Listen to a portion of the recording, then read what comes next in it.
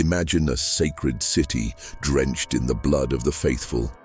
The towers that should echo with prayers are instead filled with cries of despair. The scent of death mingles with the incense burning upon the altars.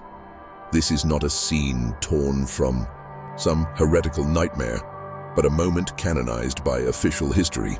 In July 1099, the walls of Jerusalem, the most venerated city of Christendom, witnessed a massacre so brutal that even the Crusaders themselves reported that the blood reached to the knights' ankles. Yet, what drove thousands of Europeans to traverse continents and kill in the name of Christ?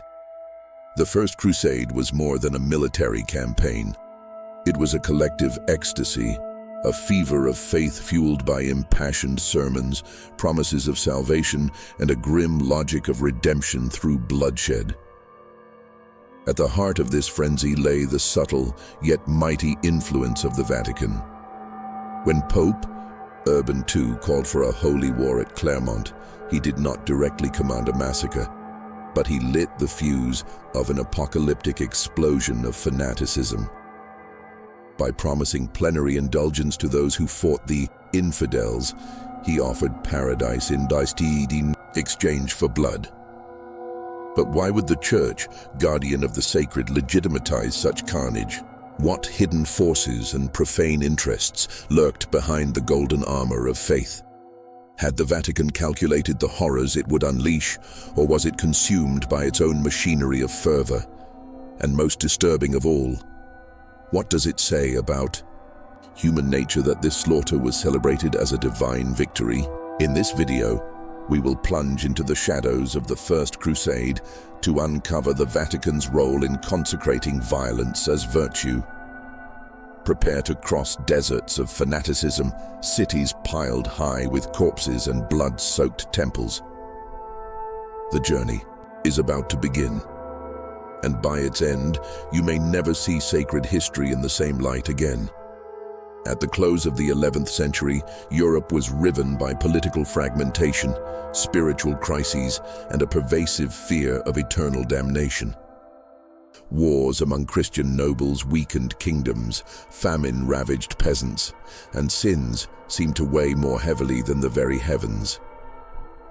It was in this landscape that the Roman Catholic Church saw an opportunity to convert spiritual authority into outright dominion, uniting faith, sword, and guilt into a single march, the First Crusade. In 1095, at the Council of Clermont, Pope Urban II mounted a makeshift platform and delivered a speech that spread like an enchanted plague across Christendom.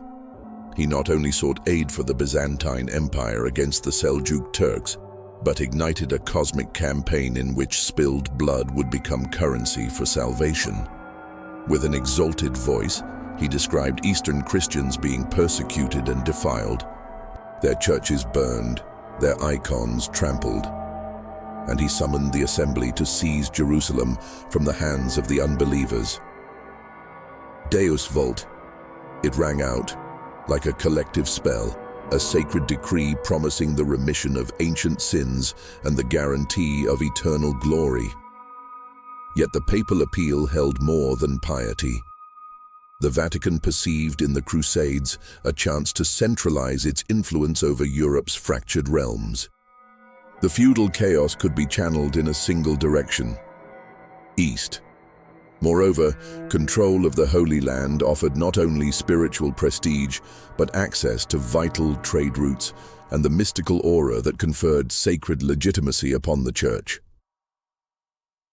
Plenary indulgence, the promise of total pardon for every sin to those who joined the crusade, was a devastating theological trump card. To an illiterate peasant, terrified by the fires of hell more than by mortal death, it was salvation forged into a sword. To indebted or dishonored nobles, it offered redemption and perhaps new lands gained in blood. Thus, the cross was sewn onto tunics as a badge of faith, but also as a license to kill. The multitude answering Urban II's call was not composed merely of trained soldiers, but of fanatics, thieves, penitents and murderers seeking a miracle or a holy excuse. From that moment, a notion was sown that slaughter in the name of faith was not only permissible but praiseworthy. Killing became an instrument of purification, and rather than restraining the excesses, the Vatican glorified them in the chronicles that followed, cementing the massacre as part of the divine plan. Jerusalem lay far ahead, but the seed of destruction had already taken root in the heart of Christendom. The Pope's summons was not received as a formal muster of armies, but as an apocalyptic cry that set hearts ablaze. In the months following the Council of Clermont, waves of armed pilgrims began to form, not as organized legions, but as surges of feverish faith. This was the birth of the so-called People's Crusade, led by figures such as Peter the Hermit, a monk of burning eyes who claimed divine visions and whose rhetoric swept masses along as though hypnotized.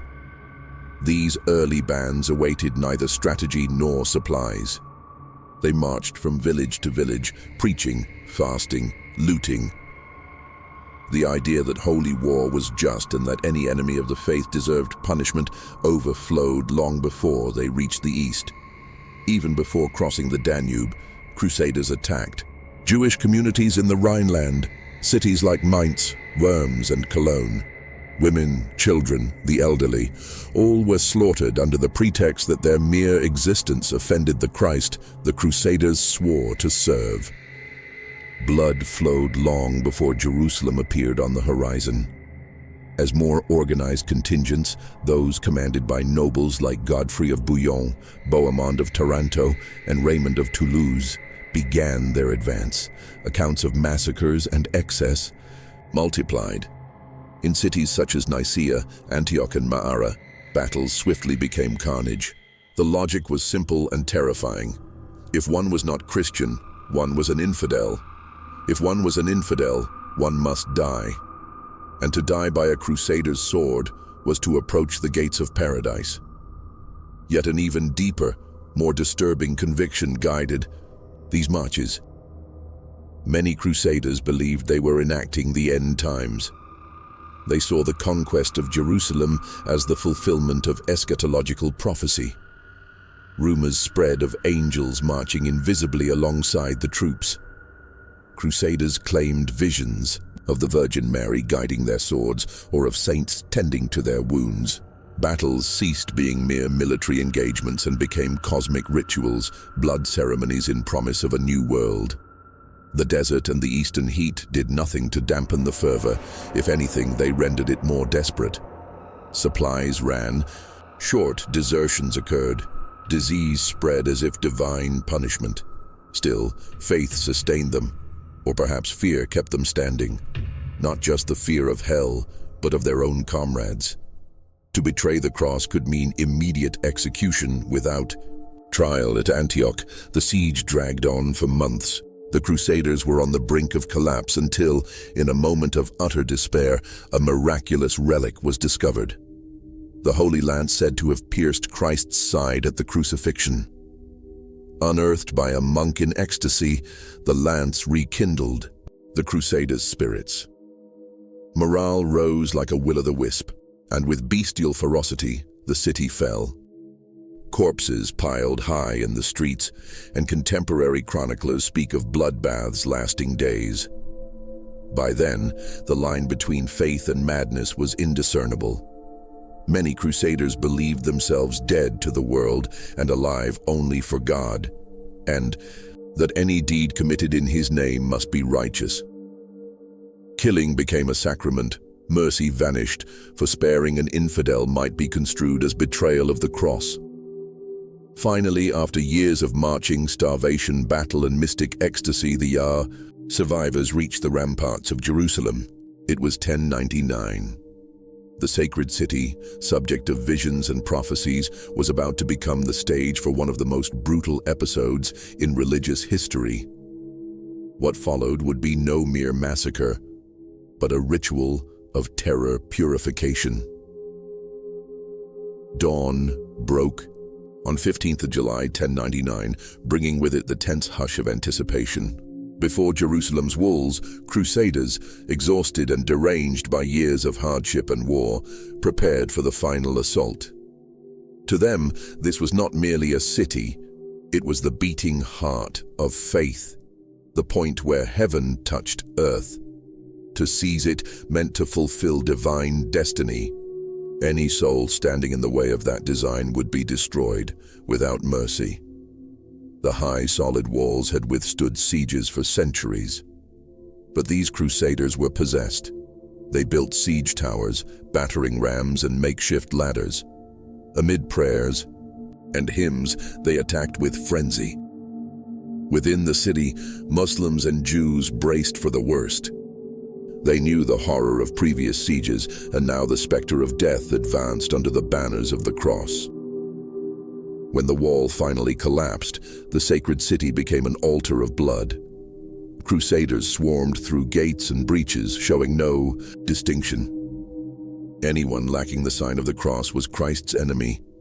Men were decapitated in the streets, women violated on mosque steps, children hurled from towers. Even the sick and the clergy were spared no mercy. Contemporary testimony, such as that of the Crusader chronicler Raymond of Aguilera, boasted that blood reached the knight's knees. The Church of the Holy Sepulchre, the holiest site in Christendom, was turned into a slaughterhouse. There, soldiers knelt in prayer, hands still stained with the blood of hundreds slain mere minutes before. The slaughter lasted days. Jerusalem's Jews took refuge in their principal synagogue, praying for divine protection while crusaders set fire to the building with all inside. Desperate cries blended with prayers as flames danced before angelic statues. This was more than military conquest. It was a ritual of atonement. Each death offered to the cross, each stifled plea deemed purification of a city defiled by centuries of Muslim rule. For the Crusaders, Jerusalem could only be holy again if washed in blood. The most macabre element was the spiritual ecstasy enveloping the knights. Many wept tears of joy after their massacres, convinced they had become instruments of divine will. Instead of remorse, there was jubilation. Instead of mourning, celebration. The carnage was proof God guided them, that sacrifice of others was just and necessary. When the blood dried on Jerusalem's stones, the city lay as a ghost town. Few of its former inhabitants survived. Corpses lay heaped against the walls, rotting in the summer heat. Pestilence threatened to follow. Yet crusaders lingered some days more, praying over the slain and proclaiming sacred victory. News of the conquest reached Europe as songs of glory. The Pope received messengers bearing chronicles that exalted the deed. Not a single word of lament was uttered, no condemnation of the excesses. Jerusalem had been taken. Heaven, they believed, smiled on those who had killed in its name. But what truly emerged there was not divine peace, but a deep scar upon the world's soul. Jerusalem would never be the same again. And the cross, symbol of sacrifice and redemption, would henceforth bear the weight of a night when faith was wielded as an instrument of terror. While the muffled screams of the dead still echoed among Jerusalem's walls at the heart of Christendom, the Vatican sank into a revealing, dense silence. No voice rose to denounce the massacre. No papal bull lamented the innocent bodies abandoned in the city's alleys. On the contrary, the capture of Jerusalem was hailed as a celestial triumph, a glorious work of the Church, and the perpetrators of the slaughter were exalted as God's heroes. Pope Urban II, who had ignited the crusade with fervent words at Clermont, did not live to hear of the most sanguinary details. He died shortly before Jerusalem fell. Yet his successors, churchmen and chroniclers close to papal power, swiftly canonized the conquest as proof of divine favor. Sermons were preached across Europe, extolling the Crusaders' deeds. The massacre was framed as spiritual purification, the horrors conveniently dressed in the language of redemption. That silence was more than omission. It was strategy. The Vatican understood that the power of popular faith required tangible victories, visible miracles, even if drenched in blood. By preserving its sacred rhetoric intact, the Church transformed terror into myth. Chronicles circulating through cathedrals and monasteries spoke of celestial signs, of relics miraculously found, of spontaneous conversions mid-battle. Violence was shrouded in a symbolic web that justified, sanctified, and eternalized it. Within ecclesiastical universities, theologians began to craft arguments reinforcing holy war's legitimacy. Figures like Anselm of Canterbury, Peter Abelard, and others debated the just use of the sword in defense of the faith. The notion that killing could be an act of Christian charity gained ground, especially when directed at God's enemies. The blood of infidels became an offering, horror, a virtue. This theology of violence did not spring from nowhere. It was nurtured in the margins of councils, in the penances granted to noble crusaders, in indulgences renewed for future expeditions. Jerusalem became the emblem of a new era of faith, one in which sword and altar shared the same space. Rather than lamenting the excesses, the Vatican became the scribe that immortalized them as sacred acts. Liturgical chants composed after the crusade did not speak of mercy. They glorified blood. Monuments were erected, anniversaries celebrated, and the image of the Christian knight, bearer of both cross and blade, was romantically woven into the medieval imagination as an armed martyr. Massacre became symbol. Blood became dogma. Even those who dared question the methods, such as certain Eastern monks or Byzantine observers, were silenced or ignored. Their accounts never found a place in the Western canon. Official history had already been written, and in it, the Vatican neither ordered the massacre nor condemned it. It preferred to consecrate it as part of divine providence. That choice carried profound consequences. Papal silence in the face of barbarity set a precedent for future crusades, for new holy wars, for centuries of violence justified by spiritual causes. Horror was institutionalized, becoming an unseen pillar of Christian expansion. And while the bones of Jerusalem's dead crumbled in the desert dust, their memory was erased or reinterpreted so that the triumphant narrative remained unsullied.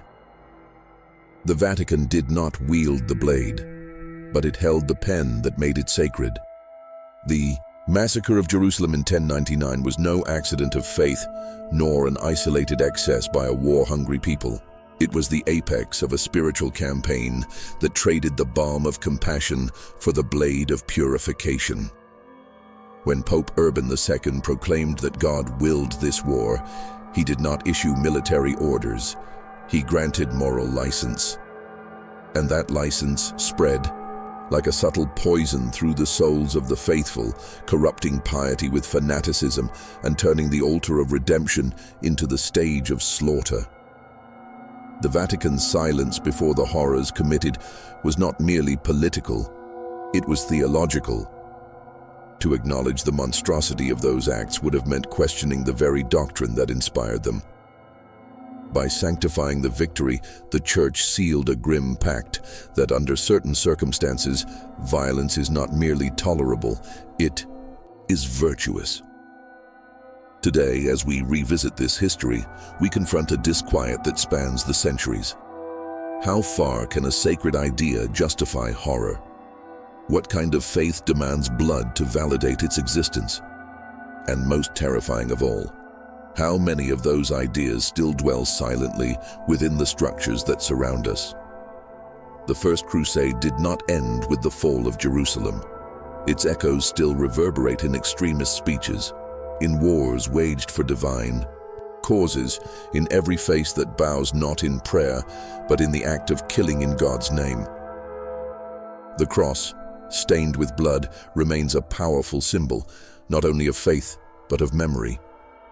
And it is that memory we must face with open eyes, for as long as there are stories we dare not tell, the ghosts of the past will continue to walk among us, whispering their distorted truths until our next descent into history's shadows.